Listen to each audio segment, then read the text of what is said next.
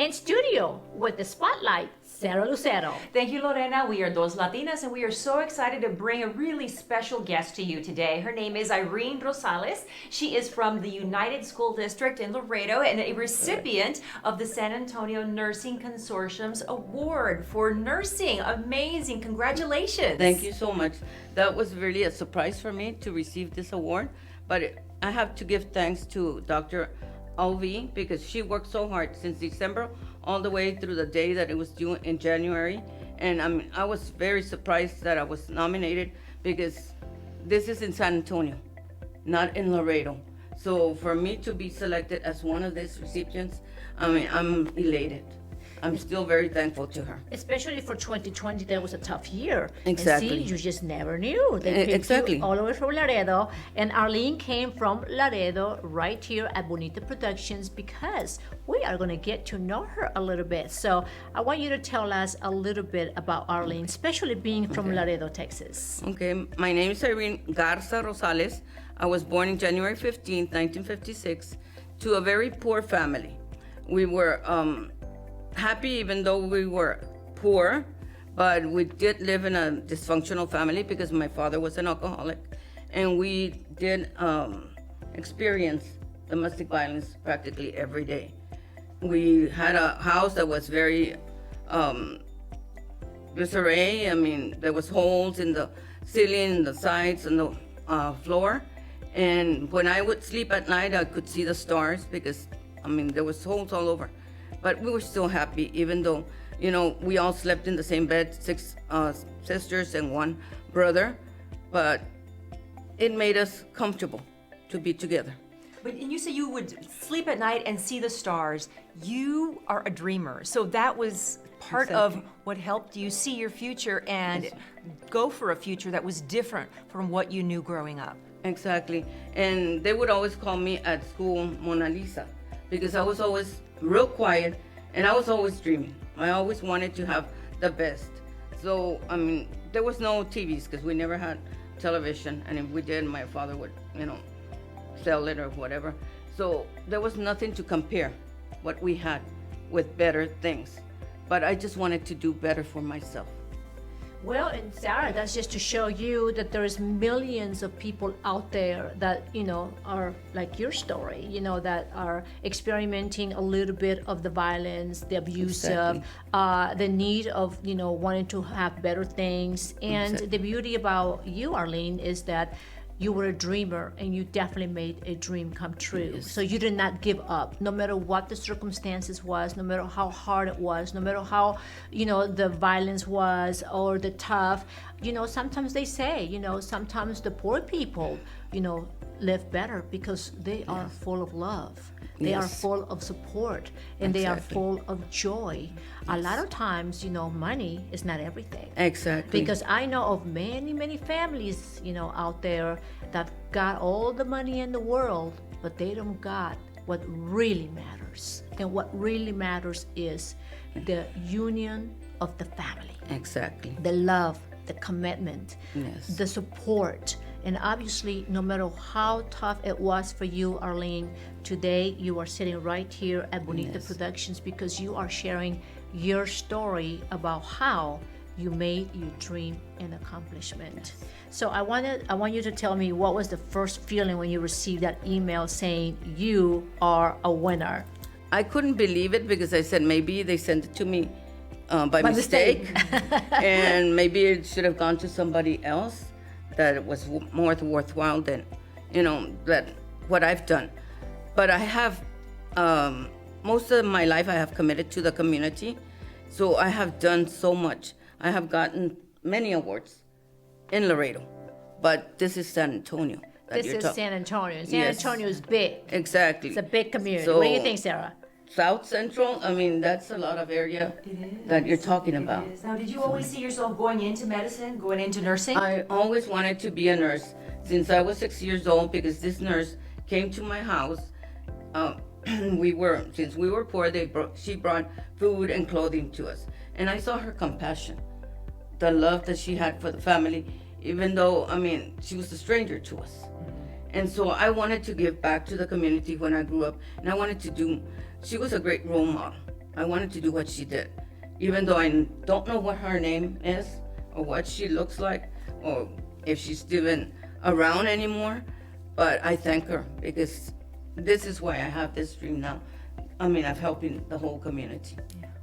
Tell us about how this program, the programs that you've implemented in the school district, how they work, because this is the story of, this is why you won the award, because of Exactly. the services that you've started with the school district. Yes, since I am involved with a lot of coalitions, I bring a lot of resources to the students and the parents at the school district. I first, when I was a school nurse for 16 years, I started at Salinas and then I went to Nye. At Nye, that's when my compassion started with the families. They were very poor families. I did the same thing this nurse did. I started bringing them food and clothing and even monetary donations that I would give them whenever they went online that they couldn't pay for rent, light, or what have you. My husband has always been very supportive. Whether it was monetary that I needed to give or buy clothes, he always supported me in that. So, Arlene, I just want to know, how is it that love found you? Which love, my husband? Your husband. Oh, we worked at the You got bookstore. nervous. Yes, we worked at the bookstore together, and I was there first. And so they told me, "Do you want the skinny guy or the ugly guy?" So I said, "Well, I'll take the skinny guy. You know, he seems more, better to work with than the other guy."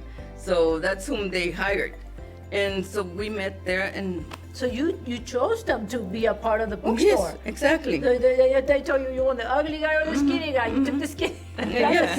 Okay. Yes. And next thing you know, you married him. Yes, and we've been together for 43 years already. Amazing. Yes. Congratulations. That's Yes. another, we need to give you another award for that. Yes. That's a wonderful accomplishment, yes. Yes. Okay, so I want you to share with everybody what has been the toughest for you in 2020. The toughest in 2020 is that the school had to shut down, okay? And so the students had to stay home to learn. We were not ready. Technology wasn't available for everybody. And then my nurses had to stay home also. We had to work. As administrators, we still have to continue with our jobs. So I did not know how much they were given to the families, if they were helping them or not. It was very difficult. And then we didn't accomplish what we're supposed to.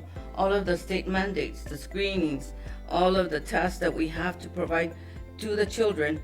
And now we're dealing with a lot of mental health because we were not there. A lot of obesity. I mean, because everybody has gained weight with the pandemic. Yeah. I mean, all you do is sit down and be in the computer and eat.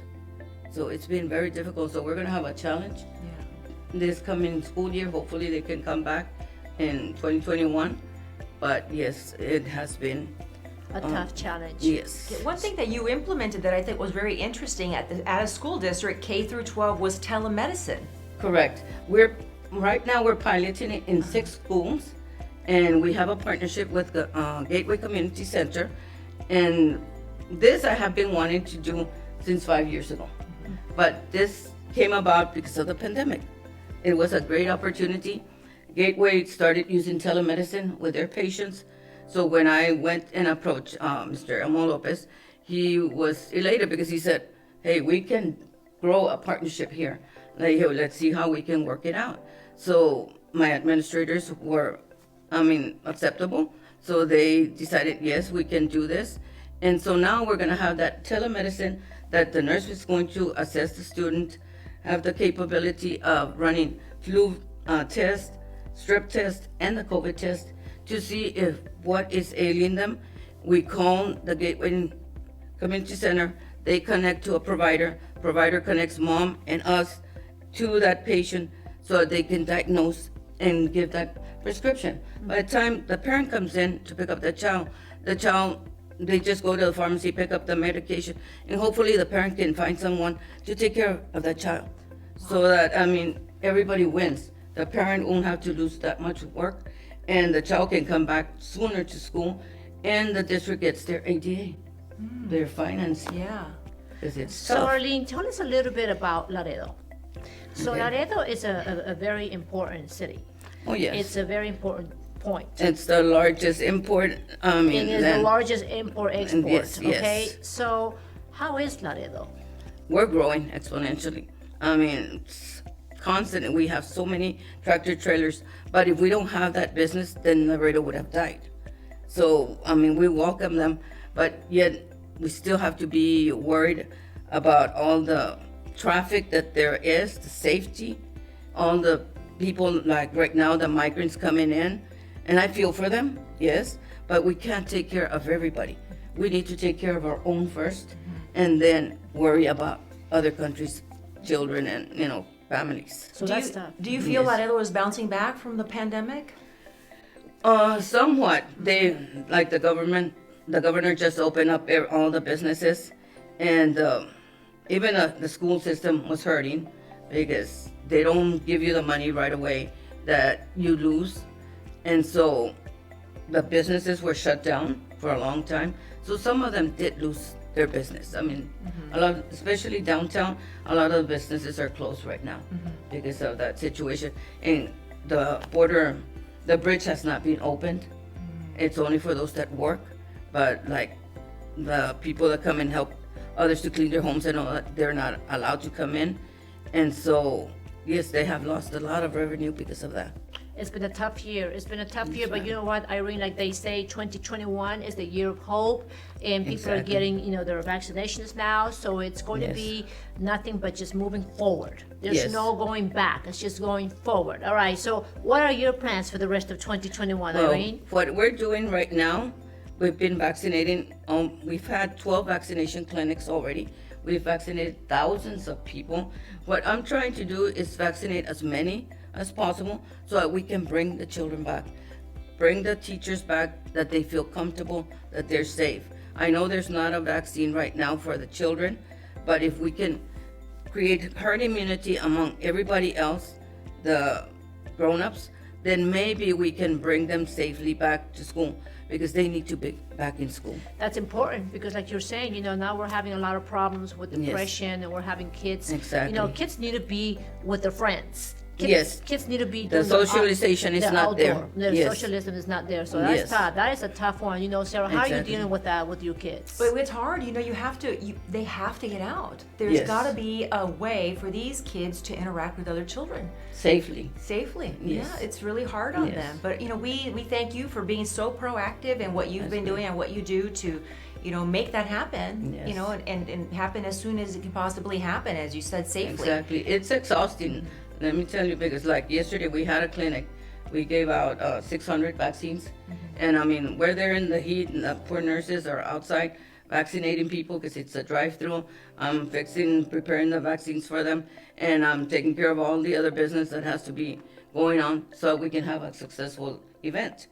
But at the end of the day, it's 8 hours that are very exhausting. But we see the product, that if we're doing this, hopefully we can come back, to a healthier and safer place to live. And you also see the need. The need Yes. is what is giving you that motivation to drive. just be out there and don't think about Yes. the 8 hours. Just think about helping Exactly. people. That way, people can go ahead and do a Yes. comeback. Because that's important. It is so Exactly. important. Well, first of all, I want to extend on the behalf of those Latinas, Sarah, Lucero, myself, all the thank you to all the wonderful nurses out there that are doing this tough job. We know what you're going through. We appreciate you, and we couldn't do it without you. So we want to thank you from the bottom of our hearts, Sarah. What do you think? Well, thank you very much. I totally agree with you, Lorena. And thank you and congratulations on your Thank award. you. Irene is one of 25 nurses only that received this award, and there were hundreds of people submitted for it. So it's a big honor, and it's a big honor for Lorena and myself to meet you, to Thank have you you. here on Those Latinas and sharing your story, Thank which you we so are much. very inspired by you and very motivated by what you're doing. Exactly. so much. Irene, do you want to say any message out there for all your loved ones? Well, just continue to stay safe and follow all the CDC guidelines. Still, the social distancing, frequent hand washing, and wear your mask. Do not take them off. We're not ready. We don't know how well this vaccine works, so we still need to just wait a few more months, and hopefully we'll find out how well the vaccination has worked. I totally agree with you, Arlene. I know that we all choose what we want to do, but I am not taking my mask off, and I'm going to wear my mask as much as I can. What about you, Sarah? I wear it all the time too. There's places where you don't have to wear the mask anymore, and I still wear it. So yeah, it's something that I'm going to keep doing for at least a couple more months. Exactly. A few more months. At the beginning, it was hard to kind of get used to it. Now it's like I love it, and I kind of look forward because I have a different color mask. So I look Yes. forward because now it's like a little fashion statement.